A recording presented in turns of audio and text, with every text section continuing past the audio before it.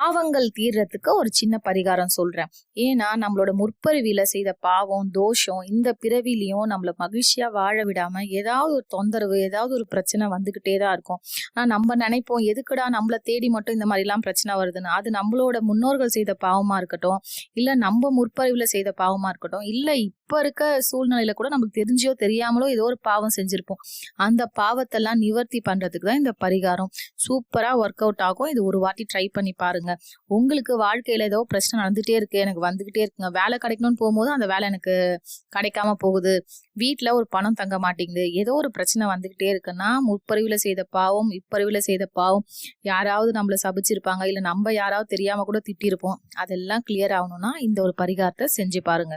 ஒரு பாவக்காய் எடுத்துக்கோங்க. அதுல இரு மொனை இருக்கும்ல, அந்த மொனை கணுவையும் நீக்கிருங்க. நீக்கிட்டு 2ஆ பிளந்துருங்க.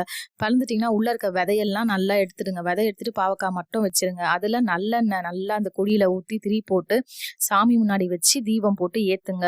ஏத்திட்டு முன்னோர்கள் செய்த பாவம், நான் தெரிஞ்சோ தெரியாமலோ செய்த பாவம் எல்லா தடைகளுமே இன்றோட கிளியர் ஆயிடணும்னு சொல்லி நல்லா வேண்டிக்கோங்க. வேண்டிட்டு அன்னைக்கு சாயந்தரமே காலபைரவருக்கு போயிட்டு ஒரு விளக்கு ஒண்ணு போட்டுருங்க.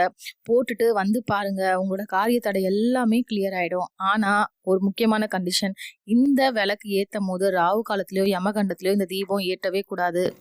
குரு ஓரை சுக்கிர ஓரையில இந்த தீபம் ஏற்றி நீங்க வழிபடலாம். என்னோட சேனலை இதுதான் முதல் தடவையா பாக்குறீங்கன்னா சப்ஸ்கிரைப் பண்ணி வச்சுக்கோங்க. பரிகாரம்லாம் ரொம்ப எளிமையா இருக்கும், ஆனா ரொம்ப பவர்ஃபுல்லா இருக்கும்.